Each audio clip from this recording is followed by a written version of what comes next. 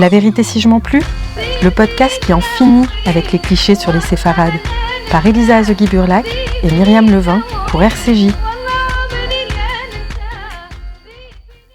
Dans cet épisode, nous recevons Ruben Barouk, qui publie un premier roman remarqué en cette rentrée littéraire, Tout le bruit du Guélise, publié chez Albin Michel, qui figurait sur la première liste du prix Goncourt.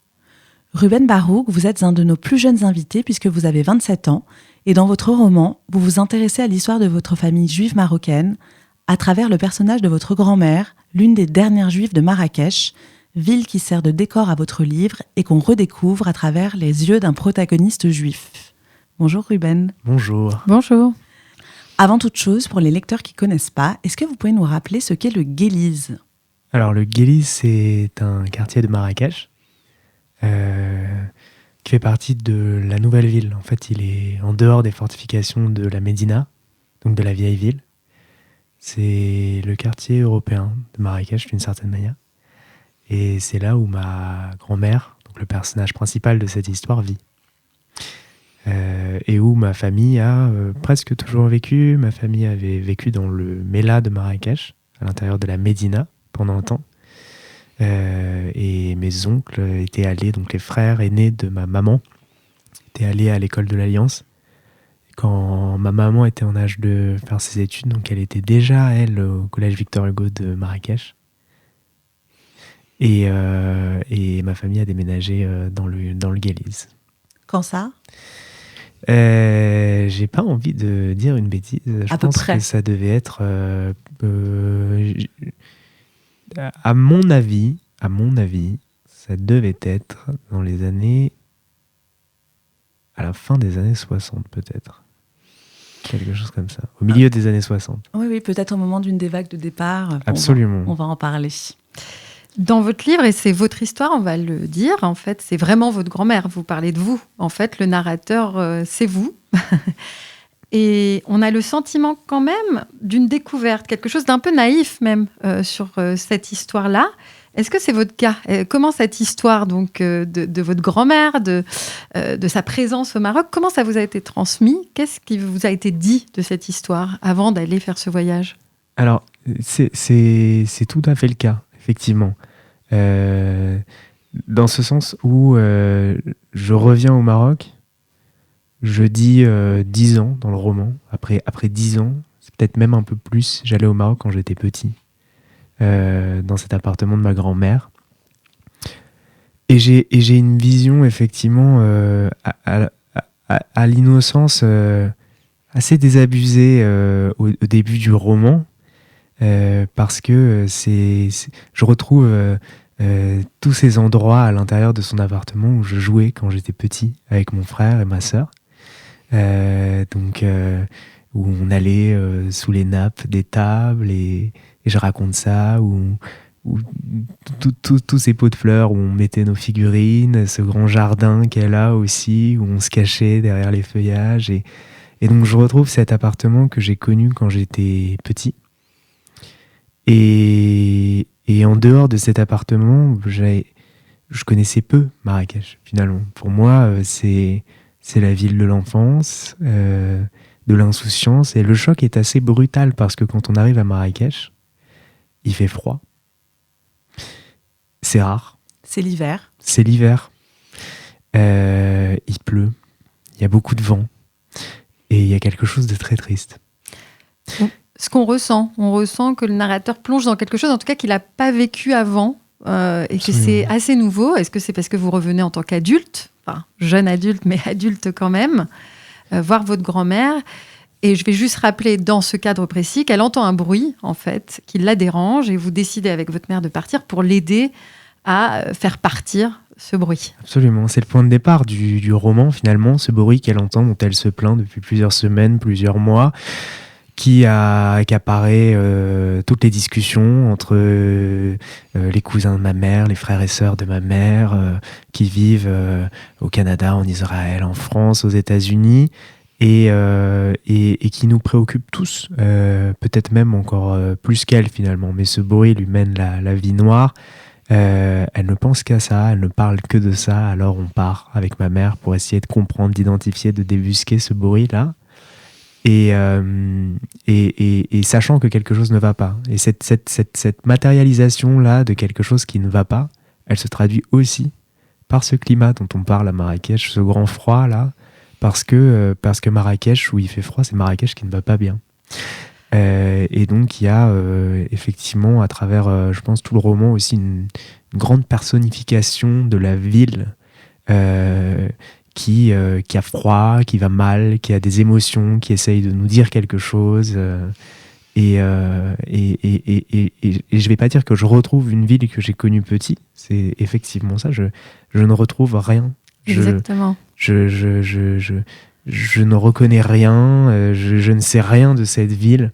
Et le livre ne prétend pas non plus savoir quoi que ce soit de cette ville-là, c'est un roman de découverte. Alors, on comprend que vous retrouvez des souvenirs d'enfance dans l'appartement de votre grand-mère au Maroc, mais on comprend aussi que finalement, vous n'êtes pas venu si souvent, que vous avez grandi en France.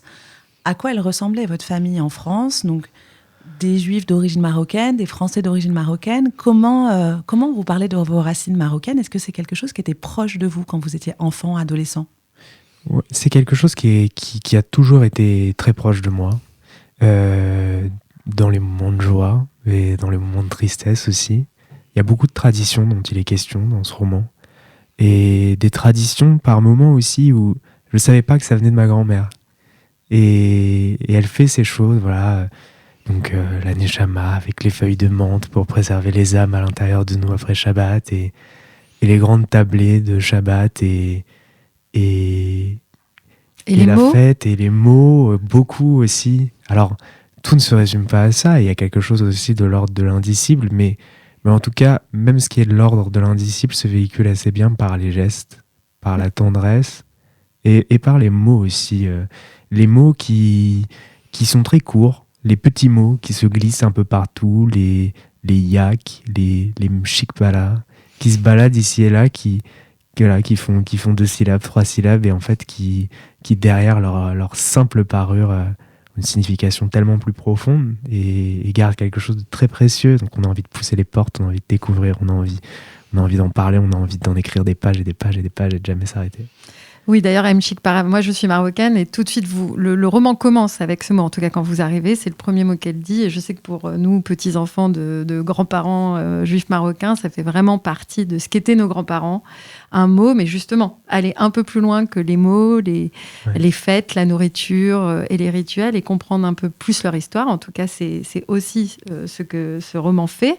Et d'ailleurs, dans votre histoire, le bruit du guéliz, le bruit qu'entend votre grand-mère, on sent quand même que ça remplace finalement les silences. Et la question qu'on se pose quand on lit votre récit, c'est est-ce qu'il y a eu des silences dans la transmission de cette histoire dans votre famille? Je fais partie de la 3e génération. J'ai jamais vécu au Maroc. J'aime bien dire que ma grand-mère est née là-bas, des générations avant elle aussi. Elle a tout connu. Le début, la cassure et la fin. Ma maman a connu le début, la cassure. Moi, je n'ai connu que la fin.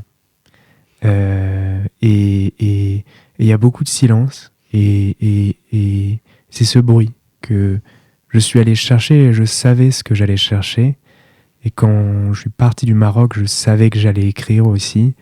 Il y a une phrase que j'aime beaucoup d'un auteur poète qui s'appelle Christian Bobin, qui dit « C'est en se quittant qu'on se dit tout ». Et j'ai l'impression que Marrakech m'a dit, et le Maroc tout entier m'ont dit tout ce qu'ils pouvaient me dire de mon histoire, de mes racines, de mes origines, de toutes ces traditions, de ce temps dont on va parler, je pense, merveilleux, qui a existé, que moi je n'ai pas connu, mais que je suis allé comme ça exhumer avec l'aide de ma grand-mère et de ma maman. Vous avez décidé de traverser la Méditerranée. Oui. D'y aller, d'aller sur place. En fait, c'est pas la même chose que d'en parler, que de regarder des albums photos. Donc ce voyage, qu'est-ce qu'il a représenté pour vous? C'était pas le premier, mais c'était le premier en tant qu'adulte. Et qu'est-ce que vous avez ressenti en foulant les lieux que fréquentait votre famille? Vous en parlez un peu dans le livre, mais là, on peut en dire un peu plus. C'est pas rien d'y aller, en fait. Non, c'est pas rien. Et c'est très vertigineux parce que il y a quelque chose à comprendre dans ce roman, c'est que on va chez les morts. et c'est un roman plein de vie aussi, mais on va chez les morts. Parce que une fois qu'on s'aperçoit que le bruit n'existe peut-être pas, ou du moins que nous on ne l'entend pas, on va pèleriner. On va auprès des morts pour comprendre ce que ce bruit était. Les morts que ma grand-mère surveille, qu'elle protège, dont elle préserve la mémoire aussi, au Mera, donc au cimetière du Mela, dans la vallée de l'Ourika, sur la route de la vallée de l'Ourika vers Ashbarou. Et on ressent quelque chose de très intime. Je pense que ils sont tous là. Et ils n'ont jamais autant brillé par leur absence, tous. Et on ressent quelque chose de très vertigineux, parce qu'on a l'impression de s'inscrire dans des générations et des générations et des générations qui ont vécu tout ça avant nous, et qui nous donnent, que ma grand-mère me donne là, tout ce qu'elle a gardé, tout ce qu'elle a retenu de ces morts-là. Et il y a quelque chose de très beau, et quelque chose de très lourd aussi. C'est une sorte de tribut à porter. Je me rappelle très bien ce moment où j'ai décidé que j'écrirais, où j'ai eu le sentiment presque que ma grand-mère me faisait don de ce bruit. Là, on était dans la cuisine, il faisait froid, très froid. Elle lisait un livre de cuisine, elle allait se mettre, elle regardait la recette des oreilles d'Aman pour Pourim. Et puis c'était d'autant plus drôle que c'était les oreilles d'Aman et qu'on allait les manger pour entendre encore plus le bruit, et que c'était des oreilles. Enfin, et je m'ose à lui poser la question, à lui demander comment c'était avant. Et elle ne dit rien. Et quand elle ne dit rien, j'ai le sentiment que le bruit quitte ses bras pour se jeter dans les miens, et que tout est dit finalement. Ce silence-là, tellement pesant, qui nous suit absolument partout, et qui nous suit dans toute cette histoire-là. Il est tellement lourd de sens, et on a l'impression de tomber un peu en permanence. Je le dis, que le Maroc se dérobe sous mes pieds, et que c'est le moment de prendre tout ce que je peux. Et d'ailleurs, vous êtes avec votre maman. Et vous, en tout cas, il n'y a pas de dialogue dans le livre entre vous et votre mère. Non. Du tout. Donc, on a quand même un sentiment de silence. C'est-à-dire qu'on n'ose pas dire les mots. On n'ose pas dire... Même votre livre, c'est presque... Il y en a qui ont parlé de contes, etc. Comme si on n'osait pas dire la réalité de la situation. On n'ose rien dire parce qu'on sait, parce qu'elle sait aussi, ma mère. Ce bruit-là, elle aurait pu l'écrire aussi. Ma mère, elle sait ce que c'est. Quand elle a lu cette histoire, elle a dit bah oui, c'est mon histoire. Et ça m'a fait du bien de l'entendre dire ça, parce que effectivement, je le disais, troisième génération, on nous parle pas, on nous raconte pas l'avant. Et je comprends cette forme de pudeur là. Il y a eu beaucoup de souffrances, il y a eu beaucoup de choses qui sont indicibles aussi. Je parle pas l'arabe aussi, on l'a pas appris. Et en fait, ce dialogue qu'on n'a jamais eu avec ma mère, je n'allais pas le créer de toute pièce. J'ai essayé d'être sincère dans ce roman, et d'avouer que on n'avait pas parlé jusqu'à présent, et que on va pas parler dans ce livre.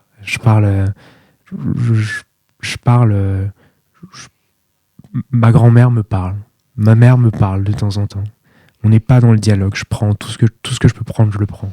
Parce que même votre grand-mère, en tout cas, il n'y a pas un vrai dialogue avec elle dans le livre. C'est plutôt une situation. Voilà. C'est une situation, et certains disent que c'est un roman d'atmosphère. Il y a du juste là-dedans. On est à l'écoute. Donc on ne parle pas. On est à l'écoute de ce bruit-là. Et quand on est à l'écoute, on active tous nos sens. On active le goût par moment, l'odorat, le toucher. On est sur une enquête, donc c'est obligatoirement une écriture des sens.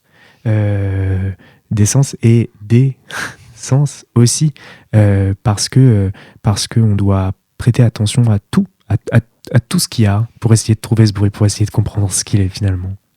Donc, C'est une façon d'interpréter les silences. Enfin, je pense que c'est très propre à la troisième génération. La deuxième génération n'a pas beaucoup posé de questions, a vécu comme ça, et la troisième génération arrive. En ça, c'est très emblématique, ce roman, de tout ce qu'on ressent, de nous, notre démarche dans ce podcast.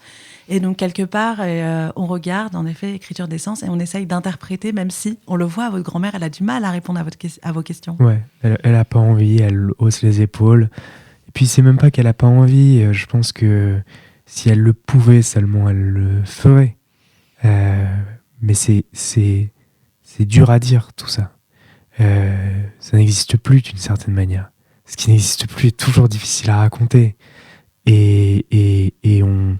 Voilà, donc je l'ai raconté comme j'ai pu, avec ce qui m'a été permis de prendre de tout cet héritage-là, comme un conte. Parce que ce sont des histoires familiales, et ce sont aussi des histoires universelles qui vont de bouche en oreille, et qui se transforment comme des contes. Ça se transmet oralement, et ça se transforme, et ça se transforme, et ça se transforme. Et puis ça périclite un jour parce que ça a tellement changé qu'on s'y retrouve plus nous-mêmes à l'intérieur de ces récits-là. Et soit on prend, et on transforme encore une fois à notre tour, et c'est ce que j'ai essayé de faire. Une dernière transformation pour ce conte-là. Soit on laisse tomber, et on garde le silence, et on prend pas le bruit comme héritage. Et c'est possible aussi. Et c'est ok, j'ai envie de dire. On n'est pas obligé. Et qu'est-ce que c'est le sentiment qui a dominé ? Vous avez parlé déjà de la tristesse. Est-ce qu'il y a eu de la joie ? Est-ce qu'il y a de la nostalgie ? Une nostalgie de quelque chose qu'on n'a pas connu, qu'on aurait aimé connaître ? Enfin, quels sont les sentiments les plus forts que vous avez vécus ? Le sentiment le plus fort, c'est l'incompréhension et le vertige de perdre quelque chose. C'est marrant, on savait pas qu'on avait ça. Et puis au moment où on l'apprend, au moment où on le découvre en traversant le Mela, qu'effectivement il y a eu une histoire, qu'il y a eu plein d'histoires même, le sentiment que quelque chose va disparaître. J'avais eu et qu'on peut rien y faire presque. J'avais eu, je me rappelle, une très très belle discussion avec une personne qui m'a beaucoup aidé quand j'arrivais pas à terminer ce roman, qui est Claire Marin. J'étais à une dédicace, et je lui ai écrit après, c'était marrant. J'étais à une dédicace d'elle, et elle sortait un livre qui s'appelait Les Débuts. Et elle parlait beaucoup de la nécessité de reconstruire quelque chose après chaque fin, et elle parlait notamment des carnets de fin de vie dans les hôpitaux, où ceux qui sont à l'article de la mort peuvent écrire une histoire, laisser quelque chose. Bref, et j'étais à ce moment-là où j'avais vraiment l'impression de perdre quelque chose de mon histoire personnelle, et elle parlait des débuts, et je me rappelle que je lui ai parlé de la fin parce que j'avais des questions, et je lui ai demandé, elle disait que toutes les fins amenaient nécessairement des débuts, et je lui ai posé la question, et je lui ai demandé s'il existait des fins qui n'amenaient absolument aucun début, parce que c'est ce sentiment que j'ai eu là, de laisser quelque chose disparaître, et mourir est vraiment, et personne ne s'en rappellerait, quoi. Et elle m'a dit quelque chose qui m'a beaucoup aidé à tenir et à poursuivre l'écriture. Elle m'a dit que si une fin n'amène aucun début, c'est que cette fin-là est nécessaire. Et elle est nécessaire pour nous. Et qu'il y a quelque chose qu'il faut laisser partir. D'une certaine manière, j'ai pas essayé de retenir quoi que ce soit avec ce roman. J'ai juste essayé de, voilà, comme je vous disais, en se quittant, on se dit tout. J'essayais de prendre ce que le Maroc acceptait de me donner, et de lui donner moi ce que j'avais à lui donner, voilà, ce récit-là. Ce voyage, donc c'était une façon d'aller peut-être se quitter et tout se dire, je ne sais pas, mais est-ce que pour vous, j'imagine que c'était réparateur d'aller là-bas, est-ce que vous encourageriez d'autres gens à le faire, à y aller ? Absolument. Et c'est un thème que j'aime beaucoup, la réparation. J'écris là-dessus en ce moment, pour la petite anecdote. Et je veux juste revenir sur cette notion parce que c'est un de mes passages préférés de cette histoire et de ce roman aussi. C'est vers la fin du roman, et on est sur la tombe d'un grand saint et il n'y a plus rien à faire. Voilà. Ma grand-mère entend toujours le bruit. On a à peine survolé ce qu'il était. On a eu du mal à l'entendre, nous. Et on ne sait plus quoi faire, finalement, pour l'aider, pour la soulager un instant. Et ma grand-mère, près de la tombe, a un fou rire.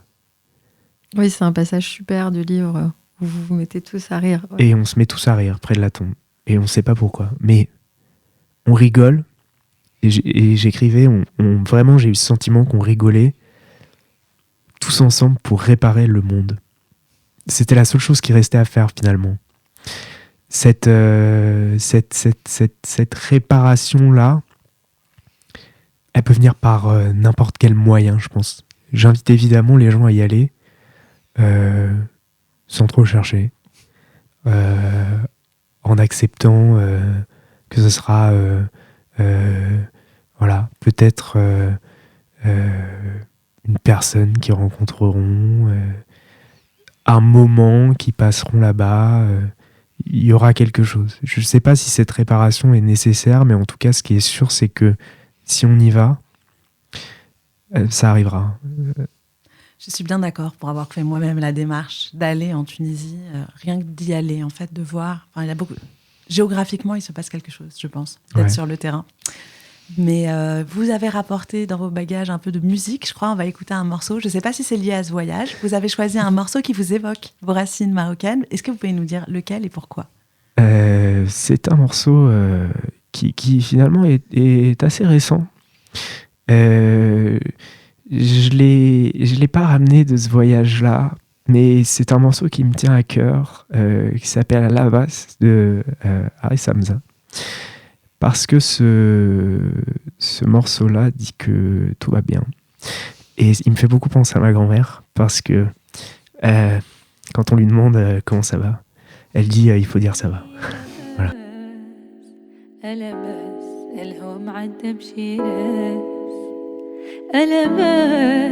أيلي يا لباس ألباس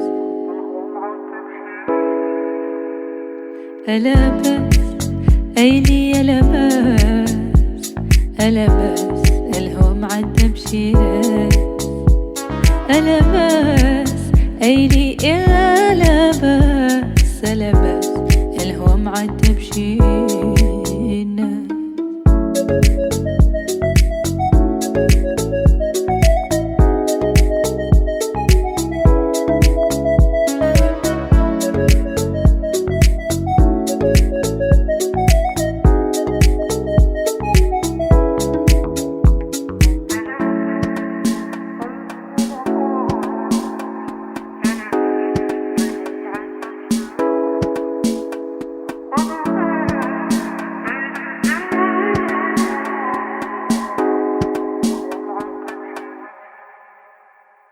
ألباس أيلي يا لباس ألباس الهوم عدى بشيراس ألباس أيلي يا لباس ألباس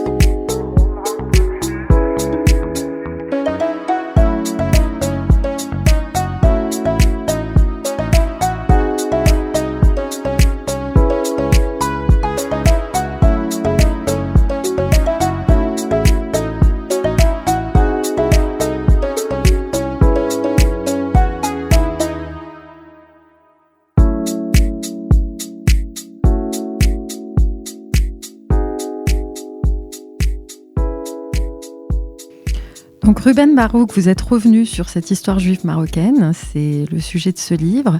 Qu'est-ce qui vous marque le plus dans cette histoire, que ce soit votre histoire intime ou l'histoire plus générale des Juifs du Maroc ? Qu'est-ce qui vous a le plus marqué ? Qu'elle est universelle. C'est tout. C'est-à-dire ? C'est une histoire de paix, pleine d'espoir aussi. Cette histoire... je trouve qu'elle fait du bien quand on a mon âge, quand le monde d'aujourd'hui est compliqué et que de se dire que voilà, il y a des choses qui peuvent être sauvées juste en tournant l'oreille, un instant. C'est une histoire qui me touche évidemment beaucoup parce que il y a trop de bruit autour de nous. Il y a beaucoup de bruit. Ça, c'est sûr. C'est difficile aujourd'hui de trouver, voilà, la bonne information, de s'informer. C'est difficile d'apprendre des choses de manière juste. Et il y a quelque chose, je trouve, de... Voilà, j'ai trouvé que ce bruit-là qu'elle entendait, il y avait quelque chose de profondément touchant de se dire, là, dans ce grand amalgame, là, d'un demi-milliard de choses qui se passent dans le monde et qui vont mal, là, il y a une chose, une toute petite chose qu'il faut aller chercher. Vous avez parlé du bruit qui entoure les Juifs, j'imagine, en ce moment, les Juifs du monde arabe aussi. Il y a une expression qui revient souvent dans l'actualité ces dernières années, c'est celle de Juif arabe. Est-ce que vous vous sentez Juif arabe ? Qu'est-ce que vous pensez de ce concept ? C'est un concept auquel j'adhère presque. Je suis juif et arabe. Je préfère comme ça. En fait, je dis ça, ce voyage, c'est aussi, évidemment, vous disiez, une réparation. Quand on répare, on réunit deux choses qui sont divisées toujours. Et on réconcilie aussi. Et c'est un livre qui parle de paix. Avant de proclamer cette paix-là, avant de dire qu'il faut faire les efforts pour la retrouver et qu'il y a tout un travail pour la retrouver, si tant est que ce soit possible, il y a une paix à l'intérieur de soi aussi à trouver entre ces deux identités-là. Mais moi, c'est une notion qui me plaît parce que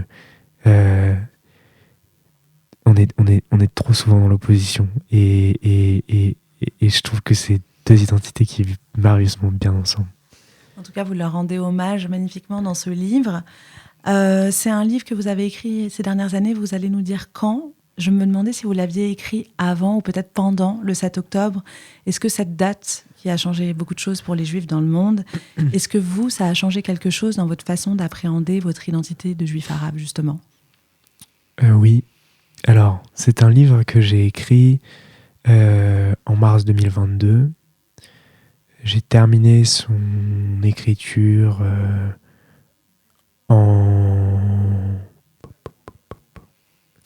un an après, je crois. Je l'ai envoyé à ma maison d'édition avant les événements du 7 octobre. Et c'est un livre qui a été publié finalement après tout le travail de correction, etc., etc., après le travail du 7 octobre. Il y a de quoi se poser des questions, évidemment, entre le moment où il est reçu et le moment où il est publié. Parce que c'est moins une évidence soudainement, qu'on est moins sûr de soi. Et pour autant, je suis assez fier et content de sa sortie, malgré tout. C'est un livre sur la paix, très sincèrement. Je sais que c'est noble et parfois c'est un vœu pieux comme sentiment, mais c'est un sentiment auquel je suis extrêmement attaché. Au dialogue et à la paix. Et encore une fois, malgré la situation géopolitique absolument dramatique, c'est un livre malgré tout relativement détaché, qui nous ramène dans un passé où ça a été possible. Et qui nous ramène surtout auprès de personnages qui ont veillé sur cette mémoire-là, et pas pour rien, j'espère, qui l'ont couvée. J'aime bien cette notion, ces personnages ont couvé cette mémoire-là, comme si un jour peut-être ça allait renaître, évidemment pas sous la même forme.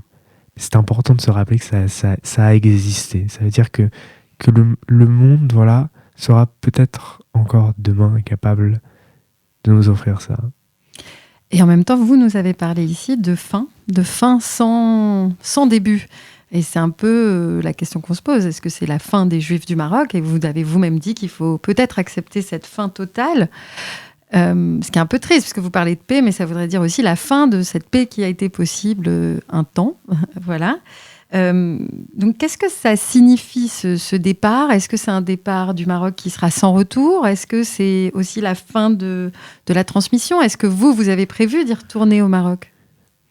Alors oui, moi j'ai prévu d'y retourner. Il y a deux moments à la fin du roman, sans tout dévoiler, mais il y a un moment qui est assez fort où on assiste à la concrétisation d'une certaine manière des accords d'Abraham, avec un vol inauguré entre Casablanca et Tel Aviv, où tous ces hommes-là sont sur le tarmac et il y a quelque chose de très très beau qui se crée là sous nos yeux dans la chambre, puis on est blottis sous les draps et les grandes couettes et on regarde ça et ça nous fait du bien de voir ça, et ma grand-mère sourit et elle renaît d'une certaine manière. Et il y a un autre moment qui finalement dit absolument tout le livre, où ma mère prend dans ses bras le chauffeur du taxi qui nous a accompagnés à travers la vallée de l'Ourika et plus loin encore, sur donc le chauffeur de taxi musulman, je précise, qui nous a accompagnés à travers tous ces lieux de pèlerinage, qui connaissait sans carte, sans GPS, qui connaissait, il y a quelque chose d'hyper vertigineux. Elle le prend dans ses bras et elle lui dit de faire en sorte, elle lui demande de faire en sorte que ses enfants, à lui, nous accompagneront, moi, à nouveau, dans 10 ans, dans 20 ans, dans 30 ans, sur ces mêmes routes-là. Qu'ils apprennent le chemin, en fait. Absolument. Et moi, je l'apprends. Du moins, j'apprends que je ne le connais pas. Et qui s'efface dans le rétroviseur, voilà, sous mes yeux. Et j'apprends aussi que je suis d'une certaine manière, mais de façon merveilleuse, tributaire des autres. Alors, de ma grand-mère, de notre mémoire à tous collective, de ces personnes absolument merveilleuses qu'on a rencontrées là-bas et qui veillent sur la mémoire juive. Je suis tributaire d'eux et j'apprends à retrouver en eux, moi, mes propres raisons d'exister. On sent au fil des pages qu'il y a un fantasme d'un paradis perdu. C'est un thème qui revient souvent, et notamment au sein de la 3e génération qui n'a jamais vécu là-bas. Donc, et dont on fait partie, nous aussi. C'est-à-dire qu'on connaît le Maroc, la Tunisie ou l'Algérie à travers les récits de nos aînés. Et on a toujours le sentiment que c'était mieux avant. C'est la carte postale ensoleillée, les grandes après-midi à la plage, etc., qui contraste énormément avec le Marrakech pluvieux, d'ailleurs. Est-ce que c'était aussi un des thèmes ? Est-ce que c'était un début du voyage de casser cette nostalgie ? Est-ce que vous êtes dans cette nostalgie du « c'était mieux avant » en fait ? J'ai pas connu avant. Donc, j'ai pas essayé d'être dans la nostalgie dans ce roman-là. Vraiment, j'ai essayé d'être dans l'après, dans la reconstruction, dans la réparation de quelque chose, comme vous l'avez très très bien dit. Évidemment, ça avait l'air beau, ça avait l'air merveilleux, mais ça avait. On fera autre chose demain.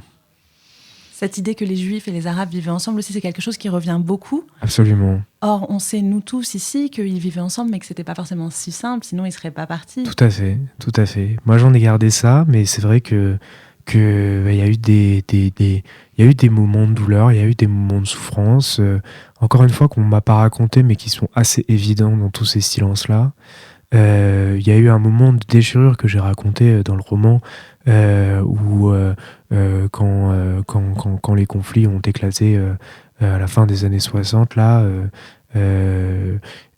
ma mère prenait un taxi avec sa grand-mère à elle, donc mon arrière-grand-mère, pour aller au Mela.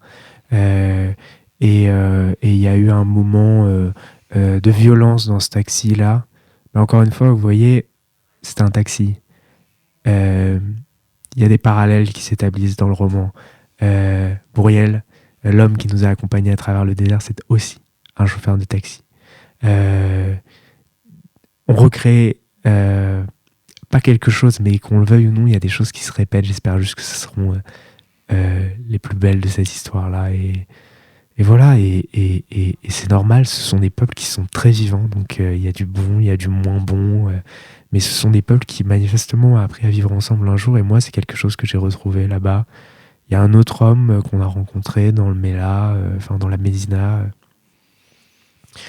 qui était le meilleur ami de mon grand-père et qui a repris son atelier, musulman encore, et qui a repris son atelier pour en faire autre chose et pour... Garder le lieu, c'est des gardiens, tous. Ouais, pour transformer encore et encore et encore et encore. Et je trouve que vraiment la transformation est au cœur de ce roman-là. Justement, on a envie de vous poser cette question. Le livre porte quand même un message fort, qui est celui de la fin des Juifs du Maroc, quand même, puisque vous en parlez. Vous dites qu'il n'y a plus de naissance juive à Marrakech, il n'y a plus de naissance juive au Maroc. C'est quelque chose qu'on sait aujourd'hui. Pourquoi écrire ce livre ? C'était quoi vraiment qu'est-ce qui vous a porté, au-delà de votre histoire intime et cette réparation peut-être intime, d'une réparation intime à un livre qui est un objet qui est distribué au monde ? Pourquoi avoir fait ce livre ? La première chose qui m'a guidé, c'est une certaine forme d'incompréhension, en fait, du monde des enjeux et, comme vous l'avez dit, de mon histoire intime aussi.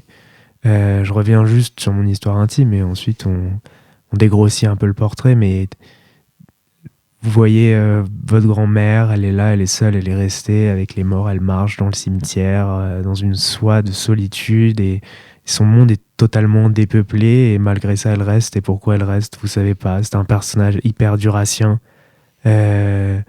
Voilà, c'est pas un barrage. Le Pacifique, c'est un barrage contre le désert et l'oubli et tout ce qui l'amène aussi. Donc là, il y a une vraie nécessité intime d'essayer de comprendre. Et je suis même pas sûr d'avoir vraiment compris pourquoi elle restait là-bas finalement. Parce que, comme vous le dites, ce qu'elle gardait en tout cas est perdu. Reviendra peut-être sous une autre forme, mais ce qui est certain, c'est que ça s'était perdu. Puis après, j'ai compris finalement que elle le gardait pour nous en faire hériter d'une certaine manière. Donc ça, c'est une chose. Et la deuxième raison pourquoi avoir écrit ce livre alors que c'est la fin, ça n'est qu'une trace. Voilà, ça n'est qu'une trace de cette histoire-là. C'est important qu'elle renaisse ou pas. Elle a existé et on doit au moins ça au Maroc et aux deux peuples dont il est question ici.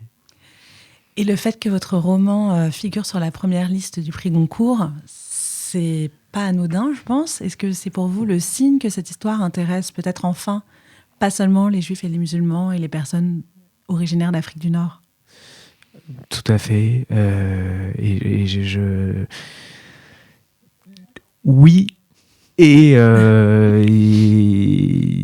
C'était une surprise. Oui, c'était une surprise. Évidemment, vous vous y attendez pas. J'écris depuis 7 ans. J'ai envoyé mon manuscrit par la poste. J'ai eu une rencontre absolument merveilleuse avec une éditrice qui s'appelle Lina Pinto, qui est une femme magique, et les éditions Albin Michel. Et j'envoie mon manuscrit par la poste. Et 3 mois après, vous êtes en rentrée littéraire. Et 6 mois après, vous êtes sur la liste du Goncourt. Et ça donne un écho absolument fou. J'ai envie de dire, c'est déjà magnifique d'en être arrivé là, mais ce qui est beau aussi, c'est ce que ça peut amener, et cette chambre d'écho dans laquelle on s'inscrit quand on est sur la liste du Goncourt, et les lecteurs en parlent davantage, et c'est tout ce qui compte. Est-ce que vous pouvez nous lire un passage qui a du sens pour vous, pour donner envie aussi aux auditeurs d'acheter votre livre ? Ce sera une belle façon de terminer, de conclure tout ce qu'on s'est dit. Comme ça, on va aller au cœur du texte. Avec plaisir.